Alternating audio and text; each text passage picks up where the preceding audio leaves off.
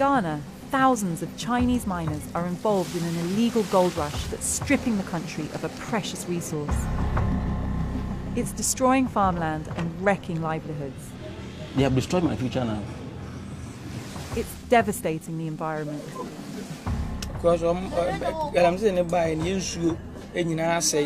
A toxic mix of money and weapons is leading to resentment and violence.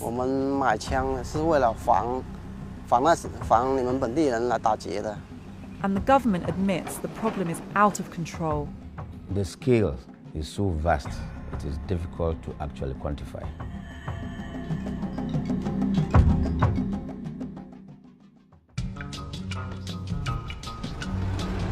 Across Africa, China is striking deals to secure access to raw materials vital to its economic growth. China's government has given Ghana a $3 billion loan to develop its infrastructure.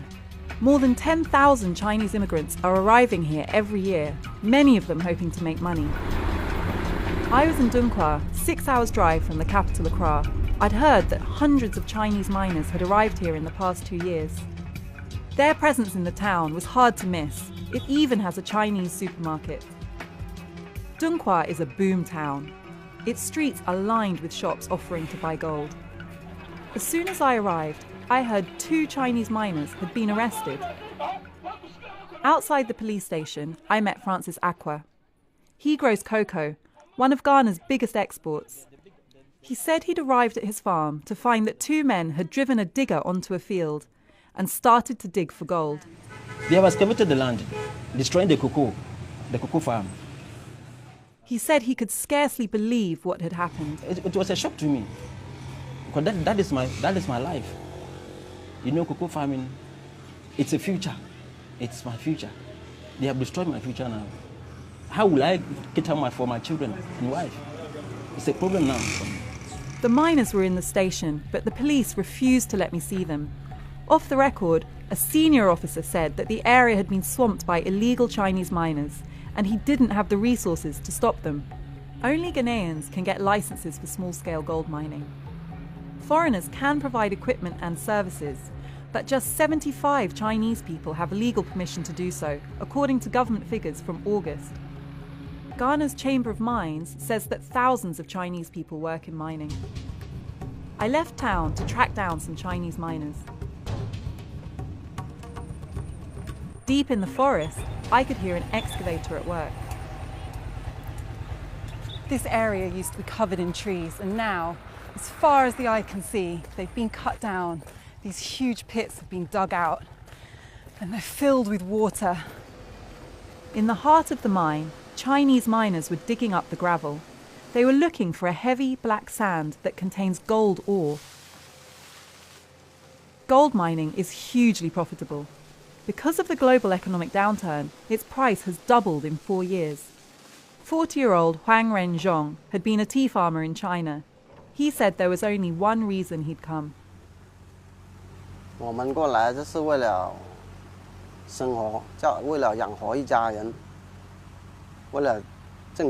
He said he was paid about £120 a week, much more than he could earn in China.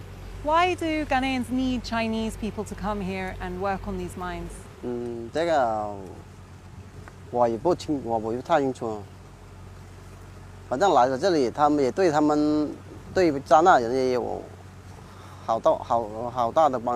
He worked with 8 Ghanaians who came from another region, but he said there was tension between the Chinese miners and people from the local villages.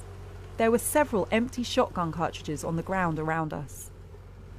Why do you need to have guns here?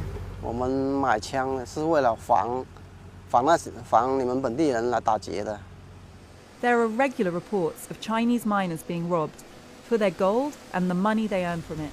Is it legal for you to be working here on this mine?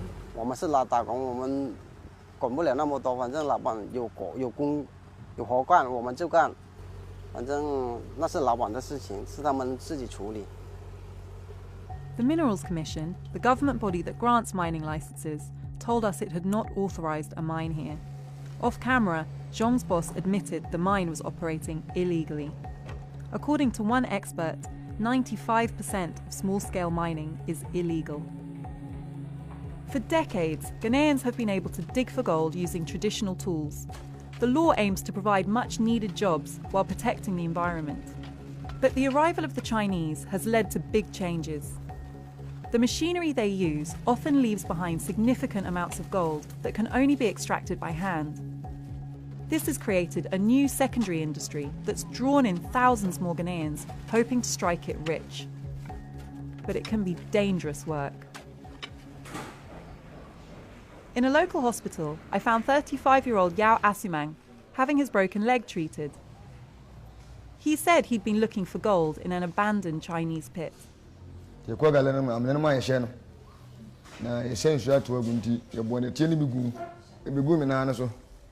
Yao said he knew mining was dangerous, but he had a wife and children, and this earned him more than being a farm labourer. How will you support your family while you're injured?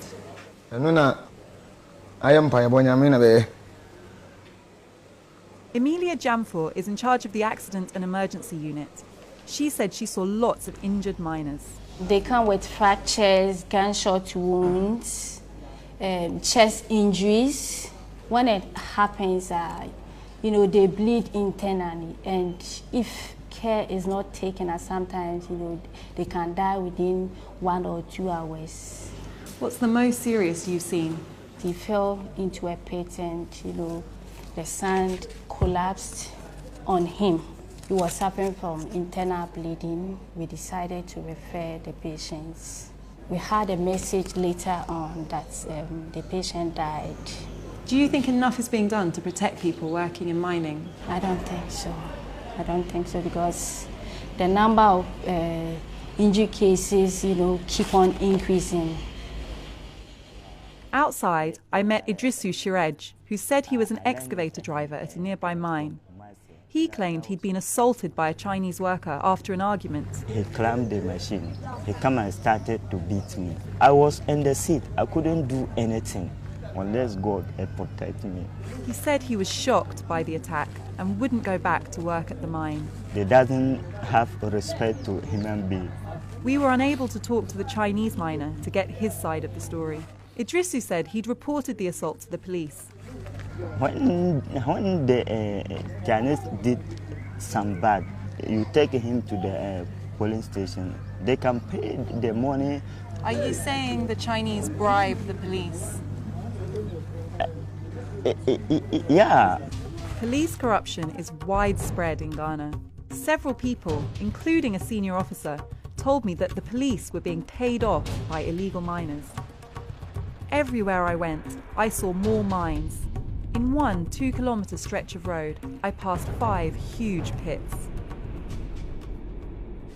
In some villages, the illegal mining boom was even affecting children. In one pit, I found 14-year-old Akwesi Kweku and his brother Yao. Akwesi said they'd been working there for a year.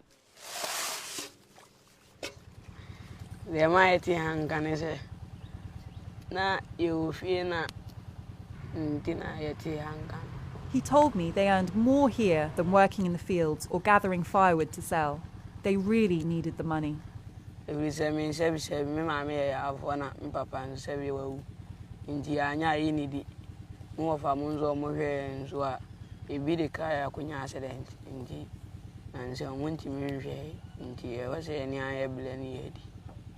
Akwesi said they sold their gold to a man in the village. I wanted to meet him. They took me to the local witch doctor, Kweku Jamina, who is also a gold trader. Good evening. Outside the house, they washed the black sand they'd gathered to get rid of any remaining soil. The witch doctor gave them some mercury to extract gold from the sand. Mercury is highly toxic and can cause lifelong disability.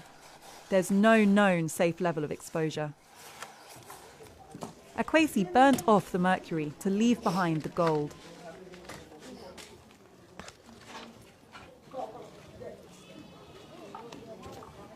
The witch doctor gave him 4 cedis, about £1.40, which Akwesi said he'd give to his uncle. Some days they found no gold and weren't paid at all. He said money was so tight, he dropped out of school.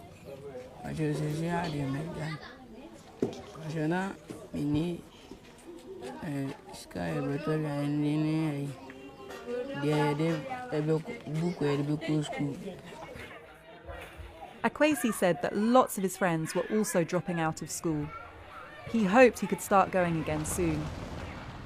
The arrival of the Chinese miners was clearly having a profound impact on this village. The law is supposed to protect children from doing dangerous work.